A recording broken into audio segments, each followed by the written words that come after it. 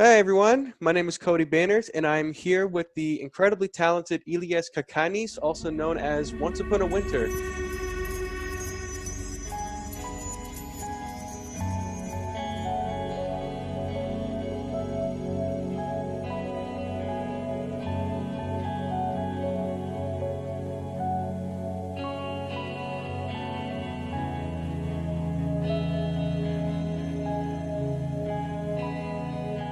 So, how are you?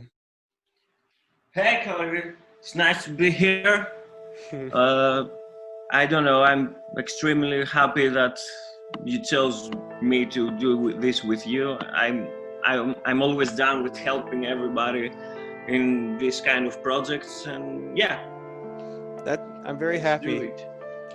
So, what purpose do you think the screaming vocals on your last two albums have, considering that you've been moving further in that direction of like more black metal? Well, I get that a lot, especially from people that don't like screaming vocals. Why do you Mm, use them? Why do you use them? For me, vocals and voice is just another instrument, right?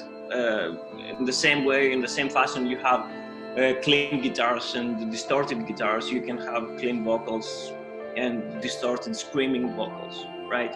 yeah. I only use them when I think that they serve a specific purpose on each song.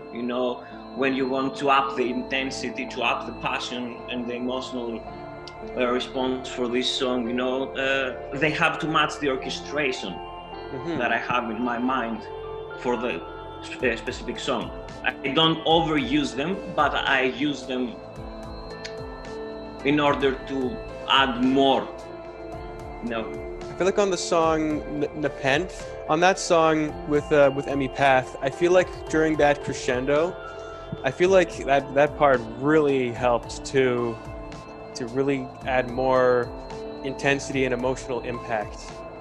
Yeah, for sure. And it's just like a dialogue between the ethereal and clean vocals of Amy, and you need to add something more at that point to increase the intensity, because I felt just with guitars and drums and the traditional instruments for modern post-rock or metal, you couldn't achieve that. So I needed to add screaming vocals in order to make the message transparent. At that point of the song, you are in full despair, so you need to have that moment of catharsis. Mm-hmm.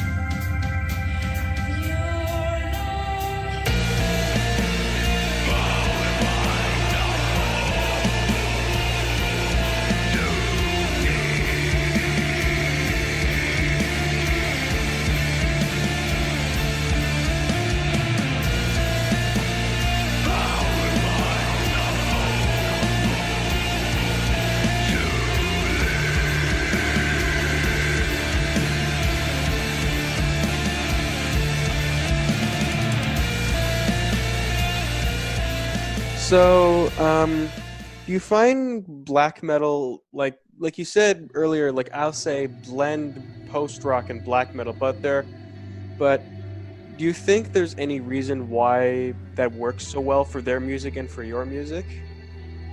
Well, yeah, I honestly feel that there are a lot of similarities between these genres, right? They both are emotion-driven genres and cathartic genres. When we talk about black metal, post-black metal, not even the Norwegian early black metal, without the whole satanic and burning churches thing, but with modern black metal, there are artists that, and with older black metal, but mostly with modern black metal, you have artists that are more emotional driven artists, right? Even artists like Cradle of Filth, for example, right? They add poetry to their music. They have Gothic literature to their music. So if you look at it with a broader mind, you will see that black metal can be a really artistic genre, right? And from as well from orchestration point of view, you can see that both post-rock and black metal have a lot of similarities. I don't like to limit myself because those are screaming vocals, I don't want to add them to my post-rock. No, sorry, no. I'll cut that out. Bleep that out. I mean, you can do whatever you want. There are no limits to the music, and I feel that every person should feel that if you like it, go for it. Don't limit yourself.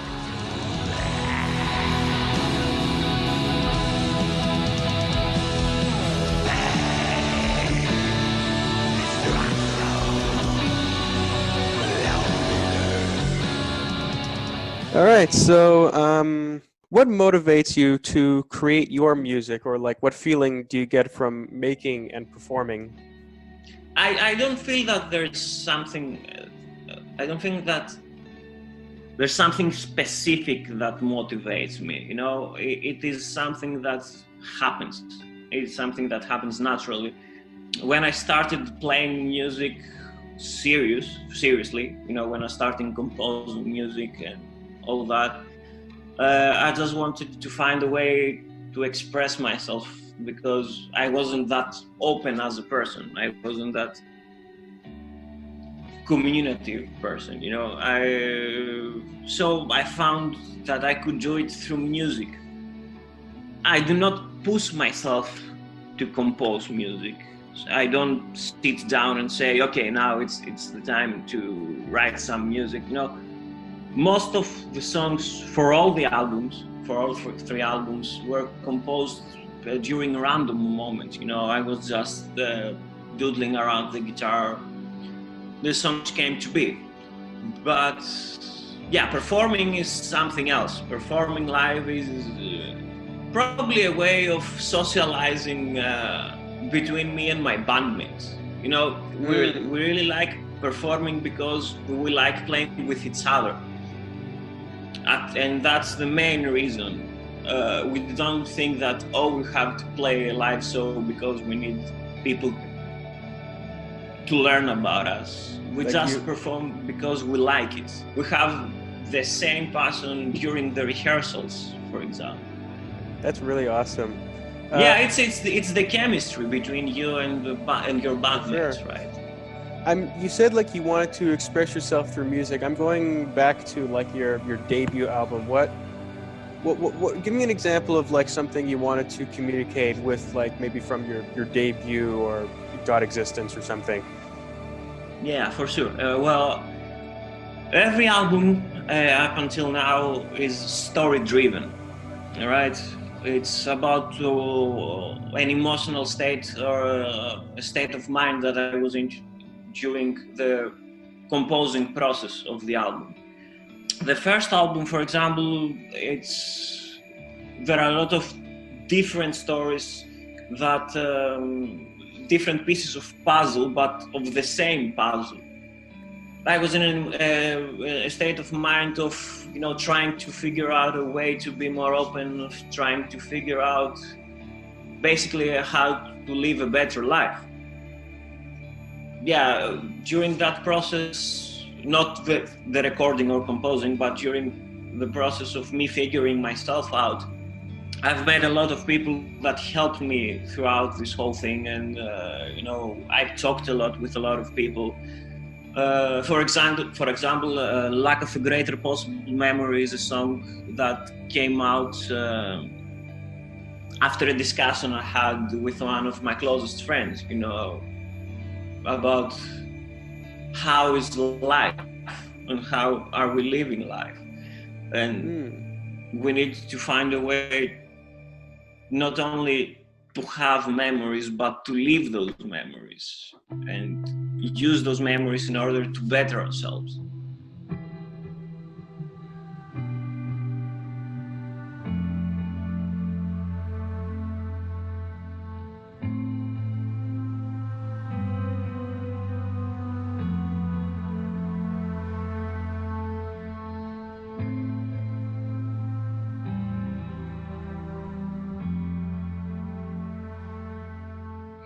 All right, cool. So what emotions were you hoping to provoke on your latest album? And before you answer, I want to say when you released the song, what's it called? The first song, a loose end in time. I found it provoked a very like a sense of melancholy. Like the main melody feels kind of somber, maybe a little bit, almost a little bit desolate. But there's also other songs like V Waves. Is that how you pronounce it? Or Five Waves? Yeah, V Waves. Yeah.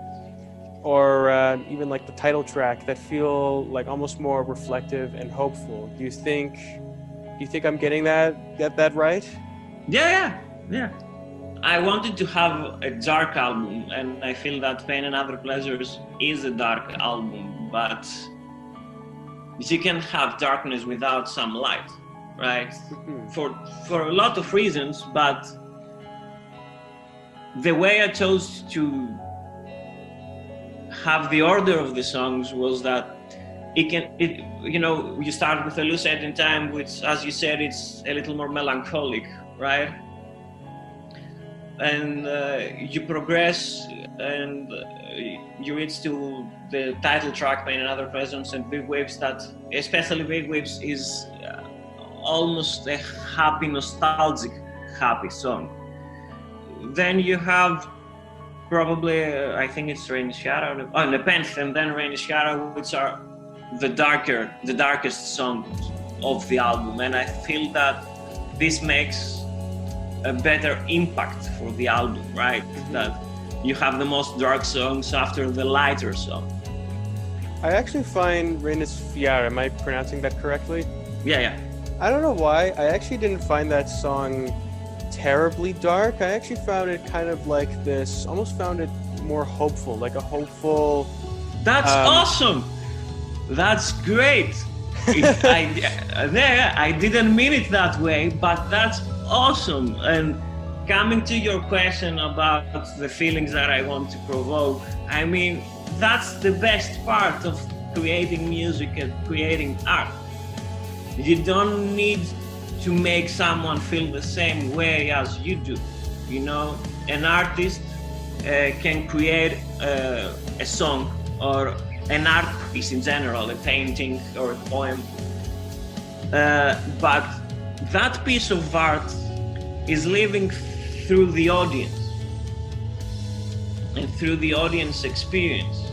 You as a creator stop having a direct connection to the song at that point. Mm-hmm. And that's the best thing with art, that it can create different and provoke different feelings to everyone. For example, Rain Fiara is a hopeful song for you. That's awesome. And that's a great response. I mean, I wouldn't have thought about it, but yeah, why not? And what's really cool is that instrumental music can provoke different things in different people. Like lyrics feel more direct. You know what I mean? Exactly, yeah. So like the more instrumental songs, like Nepenthe, I definitely get a feeling of, you know, hopelessness, or maybe not desperation. Well, maybe desperation, like at the very end, but something very emotionally negative. And then Reines Fiara is kind of like I need to actually heal from that bad experience and maybe sort of find people to help me. That's what I sort of get. Like it's almost like a conclusion, like a bittersweet conclusion to the story that you're trying to tell. Yeah, that's great. That's great analysis, man. Yeah. Thank you. I don't know what to say, but I'm really happy that, you know, I get to listen to your experience and your thoughts about this whole thing. You know, it's a really mature way of thinking about music, and yeah, you know, that's good for you. Thank you very much. All Yeah, right. thank you so much, man. No problem. It was really nice talking to you. Yeah, you too, man. Really excited. I'm always down for such initiatives. Actually, this one was amongst the best of interviews I had. Oh, really? I'm so that Yeah, that yeah. that makes me so happy. Thank you so Yeah, much. it was really interesting, and the same thing could be said when we were playing in Xanthi, a smaller town here in Greece. Students from the music school back there came to see the show and wanted to do an interview with us. And I have to say, when students do the best interviews because they care, not just because they want to promote or to because it's their job, but because they care. And it's really fun talking to students and about music and everything in general. Yeah, thank you so much. I agree with you.